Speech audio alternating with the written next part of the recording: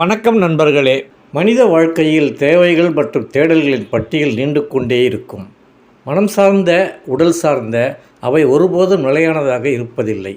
ஒவ்வொரு பருவத்திலும் மாறிக்கொண்டே இருக்கும். அந்தந்த பருவத்தின் தேவைகளையும் தேடல்களையும் மனமும் உடலும் அடையும் போதே அதனதன் தன்மைக்கேற்ற வகையில் பலன்களும் இருக்கும்.